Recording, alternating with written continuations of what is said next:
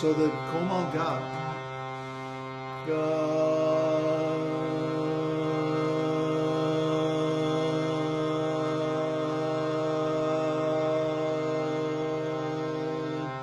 and then komal dha,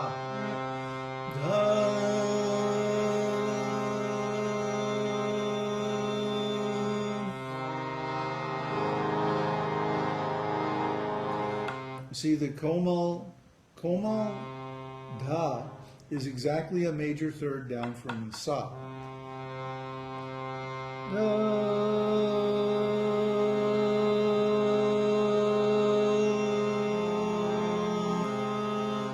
And then a komal ga is exactly a fifth up from there. See, so it makes this minor, beautiful triad.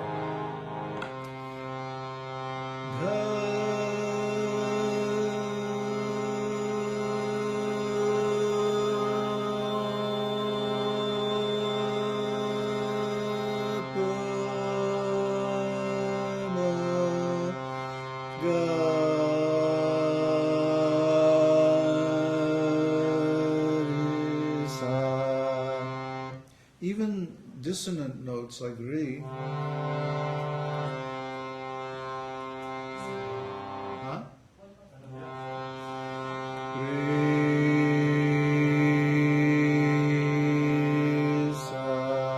there's a certain resonance where that becomes sweet, and that is called swara. So in Vedic music, every note should be swara.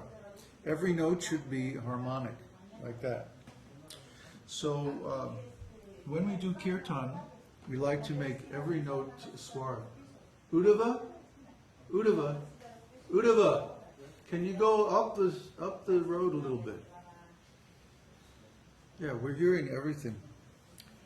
So kind of a weird day today, huh?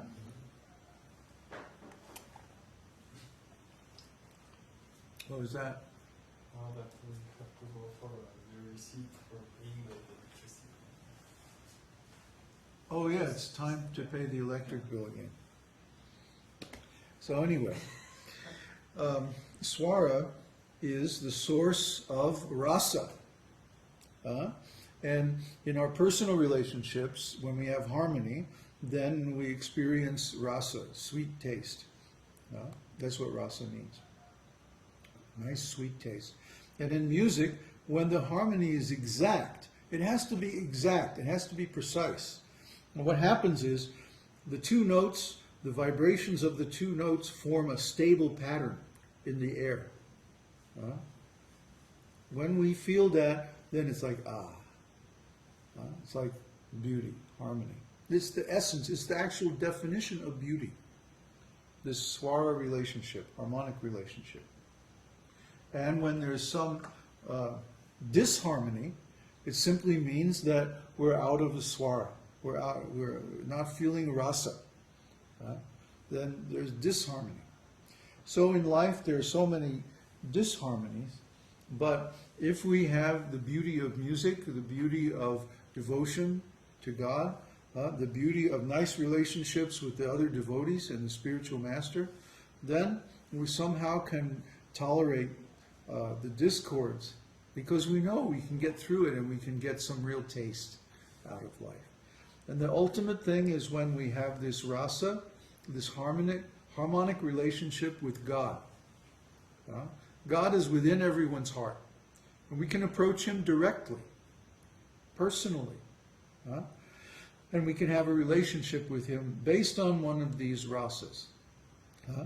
We don't usually mess around with neutrality.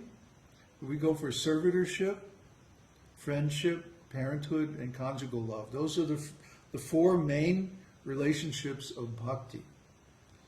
And bhakti means that we approach God and we render service to Him in one of these four moods. Rasas, bhavas.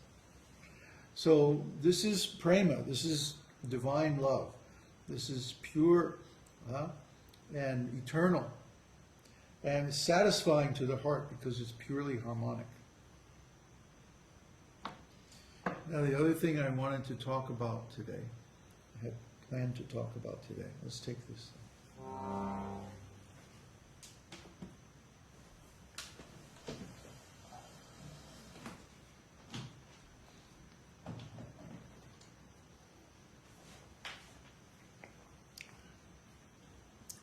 We recently published the Vedanta Sutra, complete Vedanta Sutra. And this has been something I wanted to do for a long time. Because Srila Prabhupada wanted Vedanta Sutra to be studied in all of his temples. He wanted all his disciples to study the scriptures and to take examinations on those scriptures. And the scriptures that he wanted them to study was Sri Ishopanishad and Bhagavad Gita. And then you take the examination and you get a degree called Bhakti Shastri. And then you take study Srimad Bhagavatam, and you get another degree called Bhakti Vaibhava. And then you study Vedanta Sutra, and you get the highest degree, and Nectar of Devotion, and you get the highest degree called Bhakti Vedanta. And Chaitanya Charitamrita is in there someplace too. So he wanted all these Vedic literatures to be available for his students and for them to study them.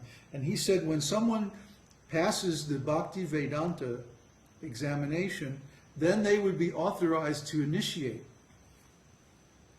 And this is the only place you will find in Srila Prabhupada's instructions that he gives the actual qualification of a spiritual master.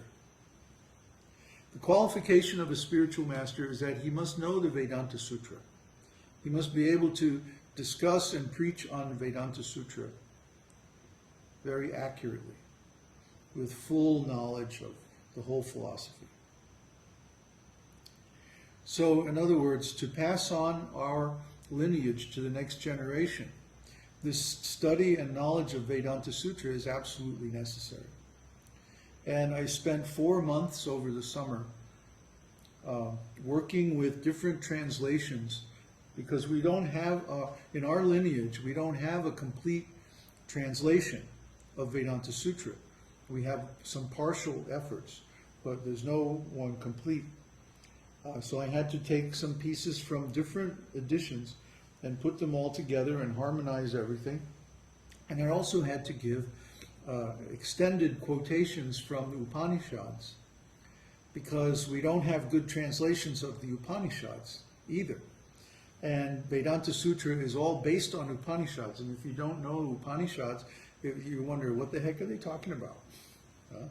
So I had to include long quotations from the Upanishads to give the context of the discussion that appears in the Vedanta Sutra. And also the commentary by Baladev Vidyabhushan required some expansion and editing so that it was clear what he was talking about, and also why it's relevant to our situation today. Otherwise you might wonder, well, he's talking about this Sankhya Yoga that some guy at Kapila made, millions of years ago on another planet. Well, what does that have to do with us? Because the same philosophy is used by the material scientists. They say that matter can create itself, basically. That the world is created by matter. That matter is the source of the universe. Matter can organize itself and move itself around and establish everything just by material laws. But Vedanta says no, this is not possible. It's not possible, because if we have some material object, like this thing, I put it on my knee here, well, do something. It's not going to do anything. It's just going to sit there until I pick it up, and then I can do something with it. But by itself, matter has no power. It has no energy. You put a rock on the ground, it'll just sit there forever. unless something comes along and moves it. Usually an intelligent being, a living being, will come along and say, oh, I need that rock over here, pick it up and move it. Or maybe a storm will come, or an earthquake or something like that. But without that, it just sits there. So where does the energy to move matter, and where does the intelligence to organize matter into, especially the bodies of the living entities, well, where does that come from? It can't come from matter. It has to come from something else. The only thing besides matter is spirit. So, in other words, without the existence of God, the spiritual world, and the living entities, the existence of the universe as we perceive it is impossible.